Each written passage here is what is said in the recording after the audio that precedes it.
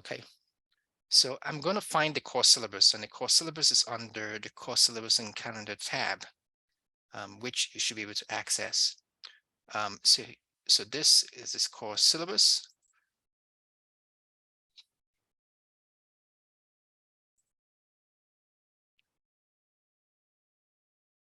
So looking at the course syllabus, this class is English 102. It's got a theme. I usually design my courses around course theme. This is a way I try to make sure that we're not covering every single thing in English composition, especially when it regards to the course learning outcomes and specific focus. So I structure my class around the learning outcomes, but I also design it in a way that we also focus on units, or what I'm calling here, basing the class on a theme. So the theme of this class is literary analysis, critical thinking, and research. So you can think of the class as part 1, part 2, and part 3. That's another way to conceptualize the class. So looking at the course syllabus, this is what we are going to be doing. One thing to notice that this is a synchronous class. Synchronous means we meet online, we meet live. It's not that you show up and whenever you want to complete assignments. I will be taking attendance. Attendance, in fact, is 100 points, as you will later see. There is a disclaimer right here. I could make changes to the syllabus. If at all I make changes, I will let you guys know, because it's only fair to let you guys know. This syllabus is quite detailed. Why did I make it detailed? I make it detailed because I want you guys to know what to anticipate, what to expect. It's like you're going on a journey.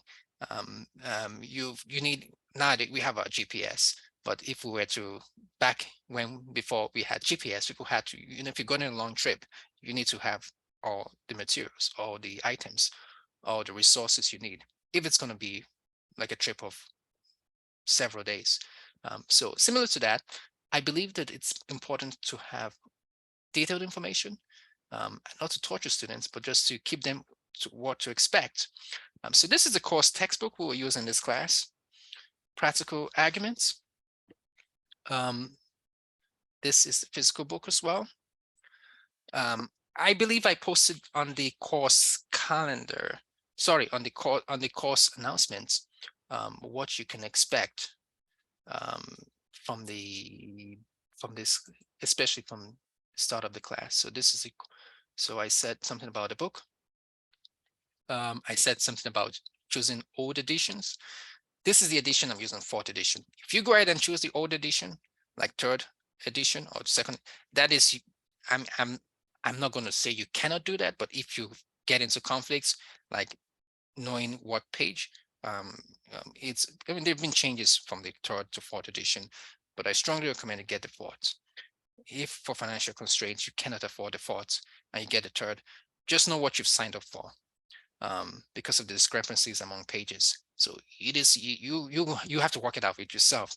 I say this because if students go get in another edition and they start telling me that they cannot find the reading, the question I'm going to ask you is, did you have the 4th edition?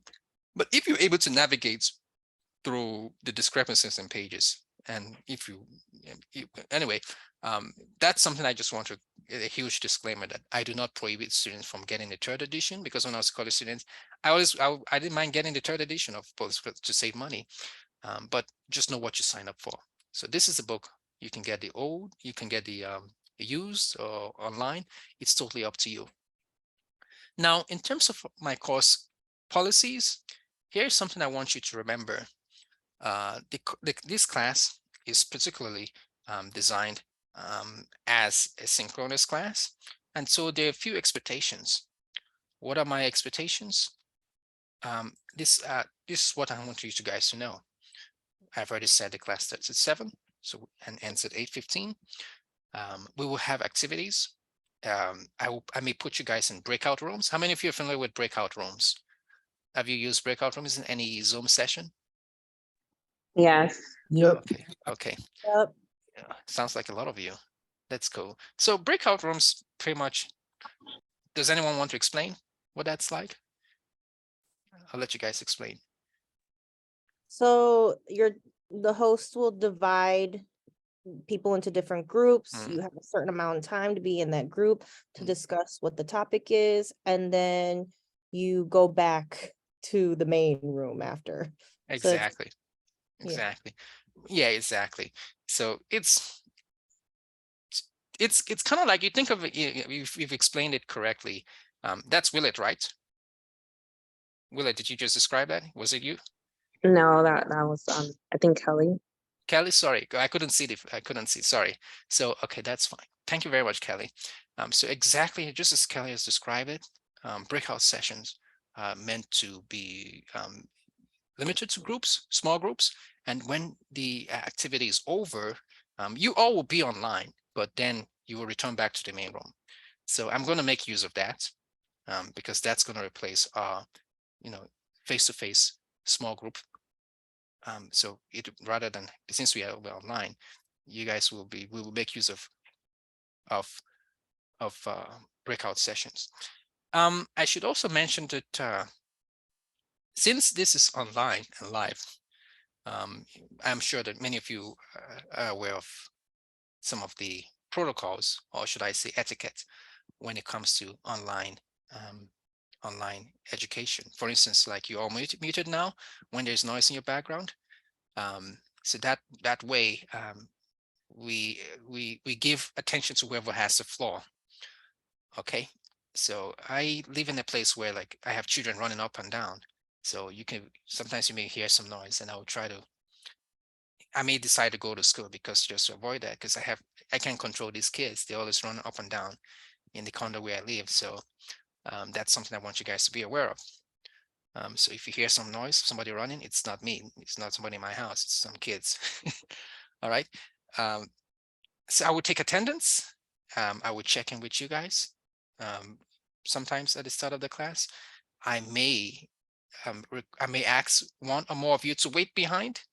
And if I do say that, think of this as like after class meeting. If I do say you should wait behind, it's more like I want to touch base with you. Could be any reason. Could be it's going to be mostly about your work or something. Maybe a question I have or two for you. That's not going to be frequent, but that's going to replace, like, if you want to see me after class, which is after class session, you're more than welcome to do that. Just let me know, send me a chat message, or like in the beginning, that can I see you or something like that, and then I'll just wait while everybody is gone. Okay. I'm going to get to the course calendar later, but I want to cover the syllabus. Let's look at the syllabus. As we can see, so it's points that I use. I do not use, like, letter grades come at the end. So you can, I try to be clear on how I grade. So as you can see, attendance is 100 points. Discussion on other online activities, 210 points. And this is also a breakdown of the other activities or assignments you have to complete. Now, I'll mention that this is a tentative grading criteria, which means that it can change. For instance, I could decide that the literary analysis assignment is worth 100 points and only 120, or make a change to the viewpoint summary assignment, which is 140. So if I make changes, I will let you guys know.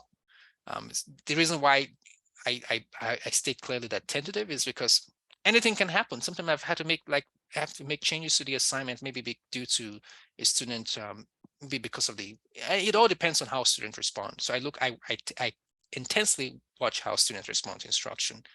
If I think it's too hard, I'll make changes. If I think it's too simple, I will make changes. Okay. Assignment submission. I always tell students, and I'm actually doing some research in this, and if you guys are interested, I don't want you turning in work as a Google Doc. I don't want you turning work as an Apple page. I don't want you sharing links with me and asking me to edit your work. This is something that is done a lot in K-12. I work in that setting. Everybody's a Google Classroom, and it's like we have an assignment submission box. I think they've integrated it with Google, but I'm not sure how that works. but I recommend my policy is that you turn in work as a Microsoft Word document. It is for free. And I have instructions in the first week of class on how you can download this. So if you go to the content tab, you will find here weekly readings, week 1. I have the information here, how to get Office 365 for free. So that should walk you through the video. But the instructions also here on the course syllabus. So how do you submit assignment? It's right here. I cannot go through every single thing in this course syllabus, so you're gonna have to read through it yourself. So there's information for those with disabilities, those who are diverse learners, and those who consider themselves a member of the LGBT community. So read through this. This syllabus is detailed. It's not to torture you, it's just to keep you posted of what to anticipate or what to expect or what's coming. Okay. COVID, you know, really don't have to worry much about this, unless, of course, you know, you're seriously sick to the point that you cannot even participate online. But I'll leave that to your judgments. You know, if any of you are seriously sick, you need to let me know. Don't just stay away from the class and then when you recover, say, oh, I was sick. It's not being an active and responsible student when students do that.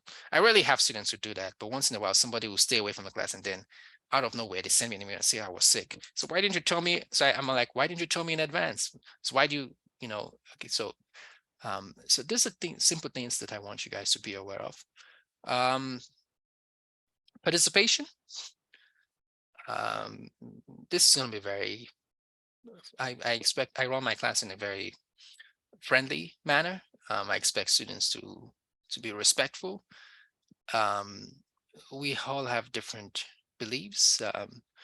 I might share this video with you, but one thing I like about the British parliamentary style is that they have intense debates, and these people, when you see them debating, they look like they're just having fun. They don't take this personally, even though they disagree with each other. And I'm going to share this video which I saw. I was just watching a parliamentary session, and these are two opposing sides, kind of like the Democrats and Republicans. But in this, they were just like toasting and roasting and laughing at each other, and they're just having fun. And they disagree with each other. So I just thought this was interesting that you can have a disagreement, but at the same time, you don't have to take it personally. But when you start destroying each other and name calling, you know, so there are going to be some debates in this class. This is English 102, so argumentative class. So I expect that you will respect others, but like I always tell my students that you could be a Bernie Sanders supporter or a Trump supporter. Just be willing to give evidence for what you believe. Be willing to explain what you believe. I don't like mixing politics with teaching. And I view students, I don't try to split students to camps of liberal. I don't do that stuff. Some teachers do that, but I don't care about that. To me, it's not teaching. That's my personal philosophy. I don't believe I should make my teaching political. So, but I understand that students have their perspective, but I always encourage students to be respectful of everybody's opinion, and do it in a way that it shows that you respect the person. Focus on the issue. Don't attack the issue, don't attack the person, as they say. So writing conferences, all of you would at least have to conference with me once. And it all depends. If I think we need more than one, I will let you guys know. I've just talked about civility and respect, which is a policy that I have in the class. I expect you guys to be respectful. It only goes to show that if I say you should be respectful, then I need to be respectful myself at some point. So that's the way I see it. Otherwise, I'm a hypocrite. All right, let's look at this. Peer review. If I decide this is necessary, we will have peer review. But if I have you do peer review, I'll put you in similar groups. Depends on what we're working on. But we're definitely going to have group activities. Late work. So as a rule, I don't accept late work. There are reasonable exceptions. You need to let me know in advance if you're going to turn in work late, and I have to approve the date, your late work. So you don't turn in work anytime you want, whenever you want, however you want. That's not me. I'm not students who do that. I may let you off in the first or second week, but if this becomes a repeated habit, I will penalize such work. So the reason I have this tough policy on late work is that I am disorganized when students just bombard me with work from anywhere. I try to carve out time to focus on when I'm going to grade work and when I'm going to relay feedback. Think of it.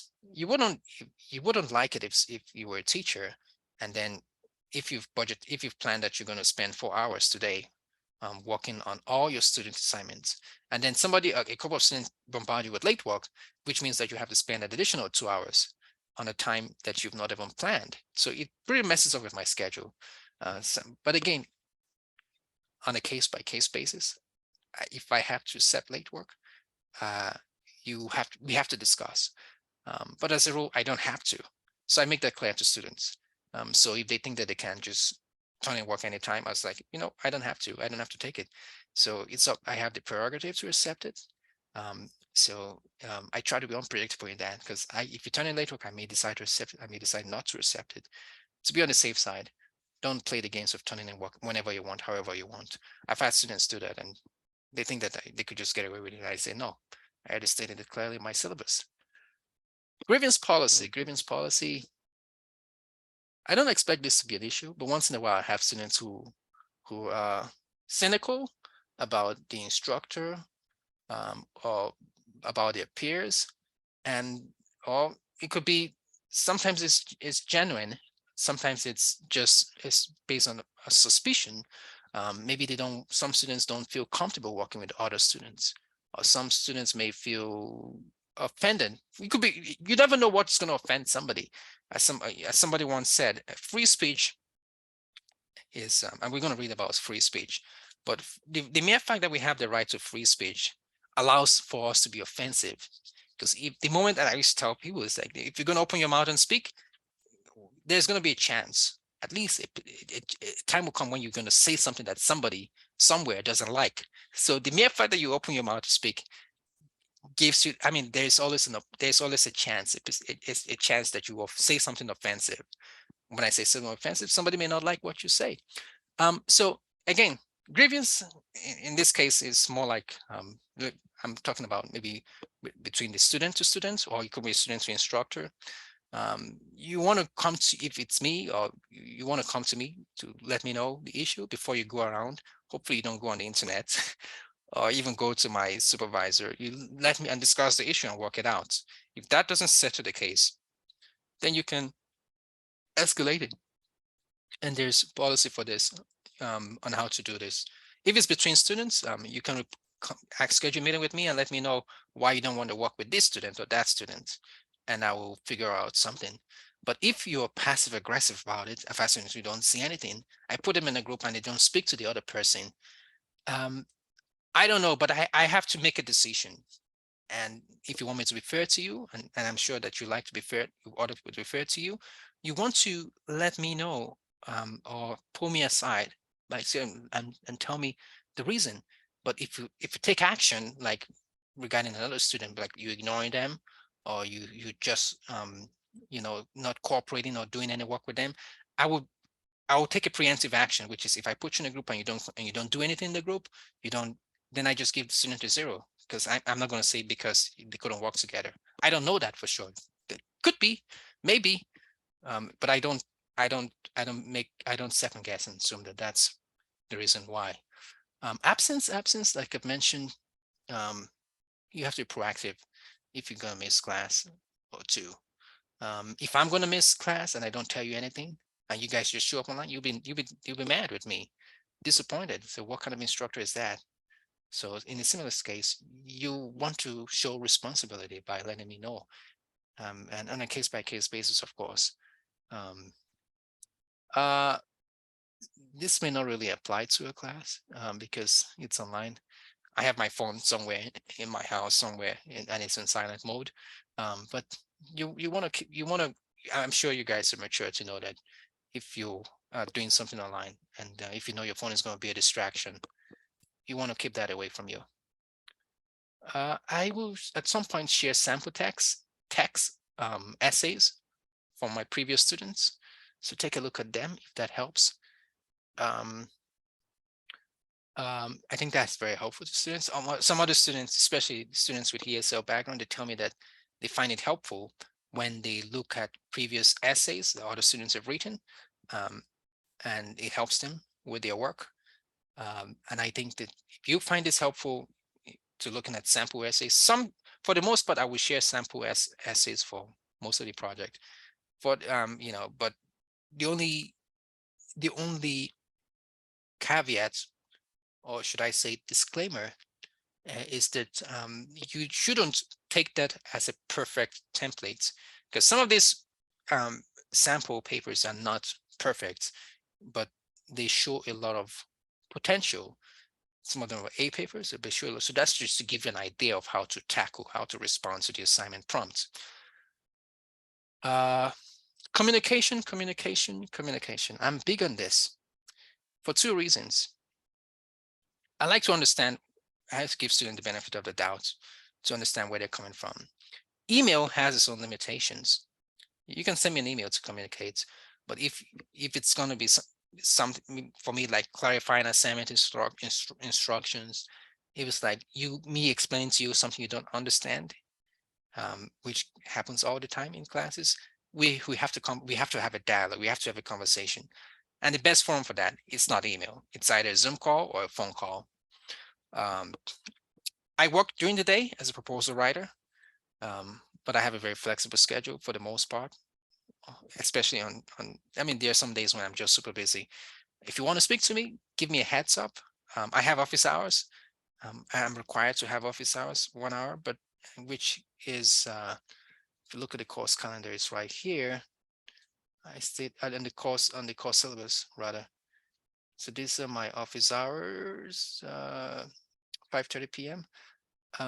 Just before class. But if you need to speak, I could walk around that time if I'm available. So we can just work it out, okay?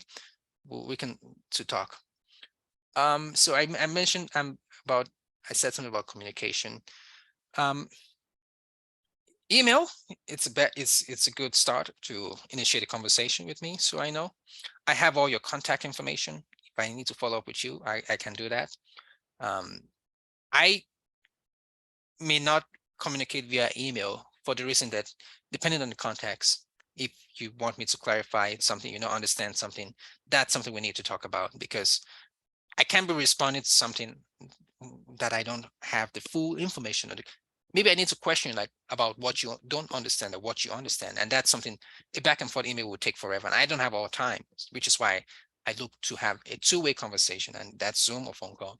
So some students don't want to communicate with the instructor. I've had experience with students who, like I said, some students, it could be from their experience. But if, okay, no problem. Somebody said they wanted, okay, but if for some reason you are not comfortable communicating, I want you to think about it, maybe with me or with your peers. Solution is what I'm interested in. We have to find a way to communicate. Okay. So I've stated it clearly. Students finding it difficult comprehending or completing assignments. If you know your participation is going to drop, we need to like talk about some of these issues that will show up later in the semester. You shouldn't come to me when it's towards the final semester that when the class started, I had surgery and I had to like why are you bringing all this when the semester is almost over? Like, and you expect me to believe that? Not that you're lying, but it's like, if there's something you need to talk about, for instance, if you have a learning disability, a struggle, maybe that something that is impacting on your academic performance, you can share that with me. If you don't trust me, fine, you could talk to somebody else, but and they will probably reach out to me. And when I say somebody else, that's the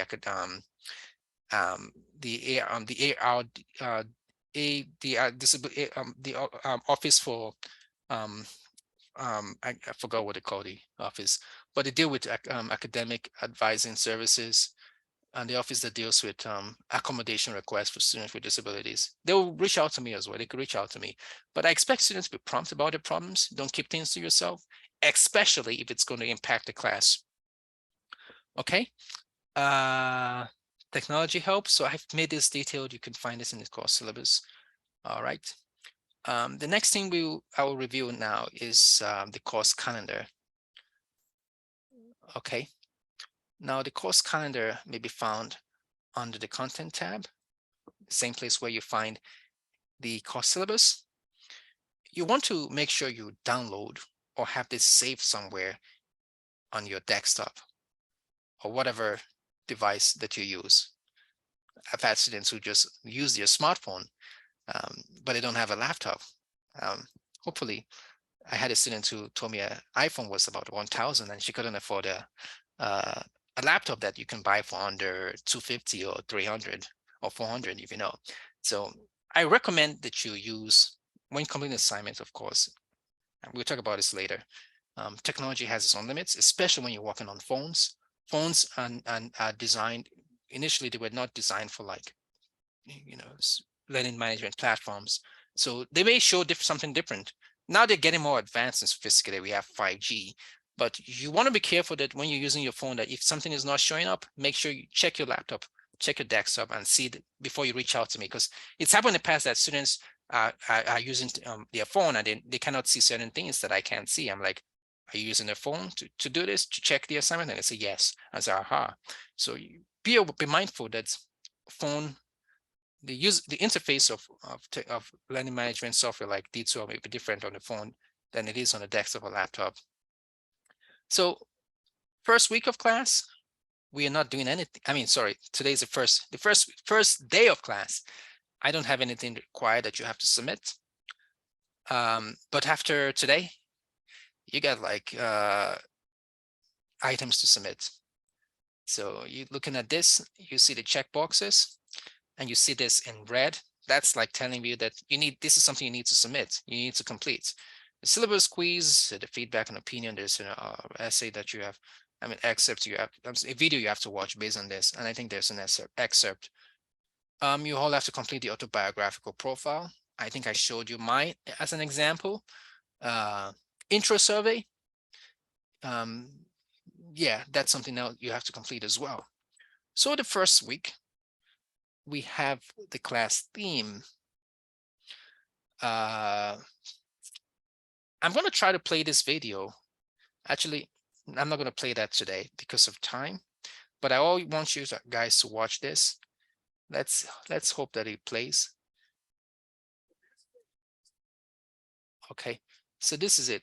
It's actually a video on Jordan Peterson, and it says something about critical thinking. And I want you guys to check this out. Now, when it comes to this class, there is going to be an emphasis on critical thinking. So I'm going to try again one more time to share my screen and see if this works. I'm going to try to play this video. Okay. All right. Let's see. Hopefully you guys can hear the volume.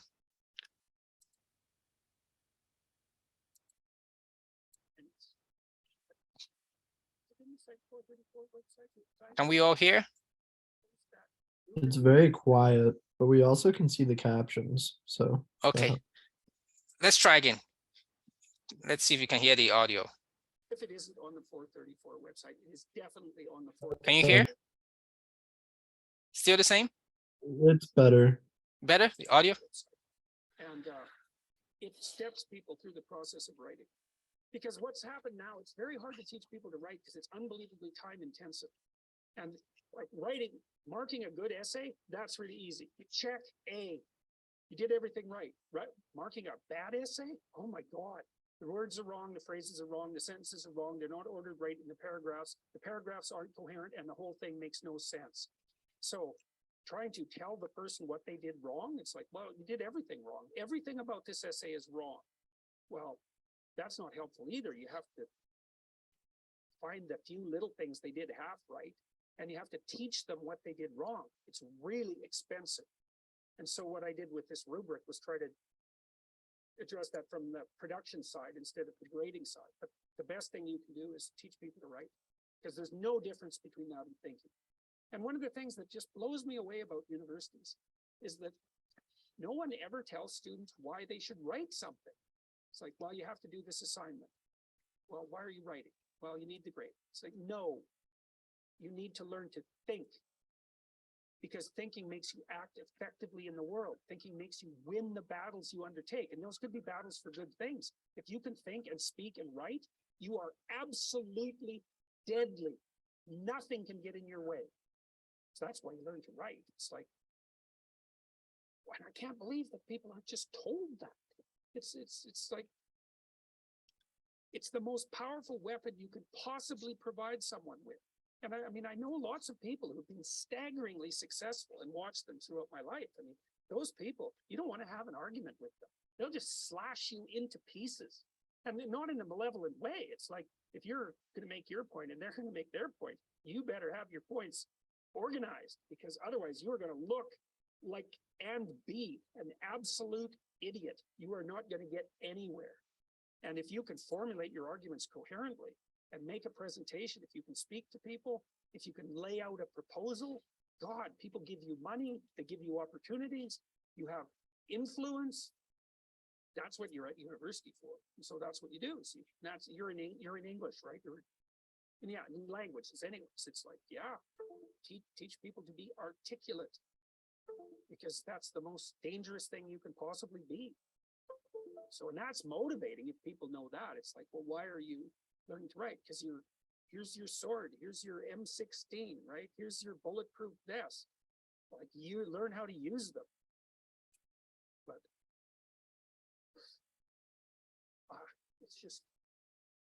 it's an endless mystery to me why that isn't made self-evident. So that's the sort of thing that can drive you mad trying to sort out. It's like there's a conspiracy to bring people into the education system to make them weaker.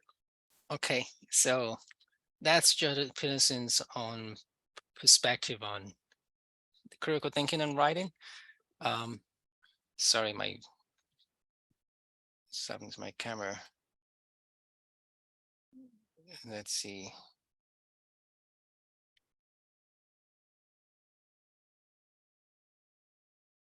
Okay.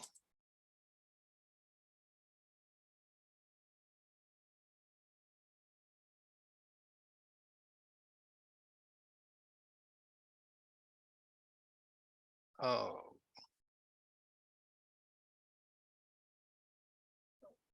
All right. So I'm going to stop sharing at this point, and I want to ask if there are any questions so far.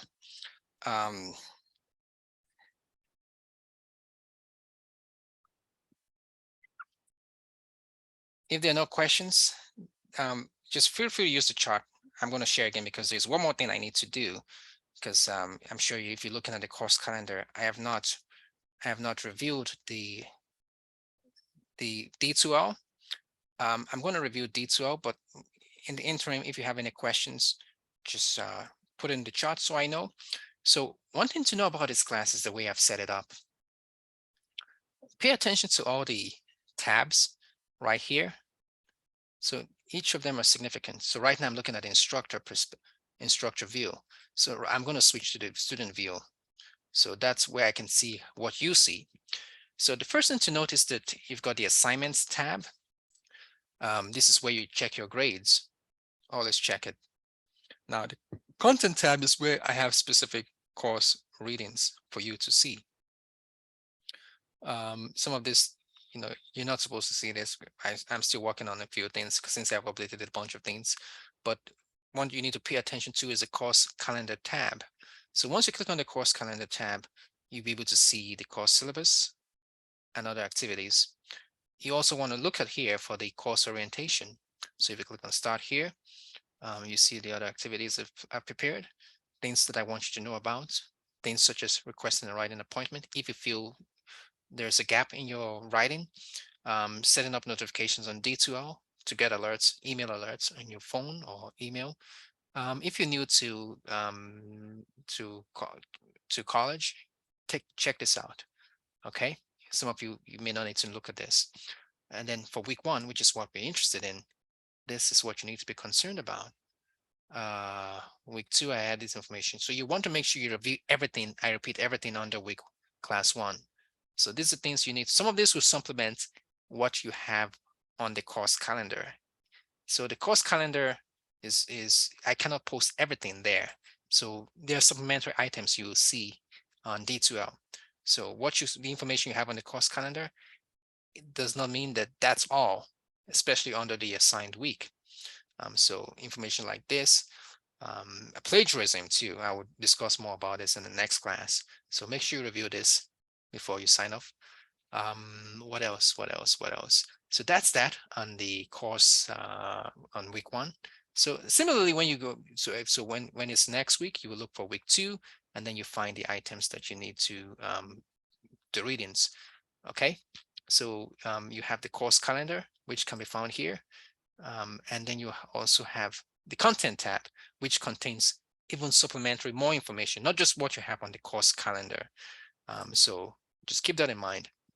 Like I said, either you download this, you see, I have all this information here, but I have more when you go to the content tab.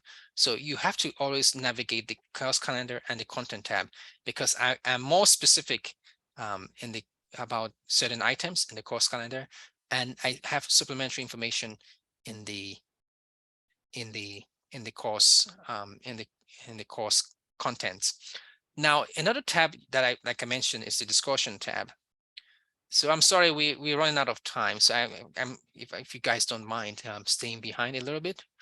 We're supposed to end by 8:15, but this I will let you guys off soon. So this is what you can see. I've already gone over the autobiographical profile. D2L, the discussion board tab. So here you will notice I make use of post first, which means that you will not be able to see another post until you respond. This is by design, because I want to see your individual perspective. I don't want herd mentality in the class where like Nadira is saying what Kelly says, or Masi is saying what Alex says. Be yourself. I want to see how you're thinking individually. That's one of my strong motivations for having a post first, because if I don't have a post first, and that's also another way I can tell you've done the reading for the day. Okay, now you have the assignments tab. If I assign something and you need to complete it, this is where you need to go. This is where you submit. Like I said, there's no purpose of having an assignment tab if you are just going to email me your assignment. There are some instructors who take email assignment submissions, but I don't. Many of these instructors, from my experience, they're not very tech savvy. They're pretty old school. You know, some of them, I don't know, I think it's just based on convenience. But we have this design, a folder where you turn in your assignment, and that's called the assignments tab. So make use of this, okay, when you submit an assignment. And all the instructions are usually there. What's the other tab that I think you should look at? If you need to email each other, you will go to the class list. And I think you see yourself and you can email each other and say, let's say I want to email Kelly, I'll do this and see, hi Kelly, and blah, blah, blah, blah, blah. Okay, that's it. All right. I think this I'm going to stop sharing at this point. I'll stop my recording.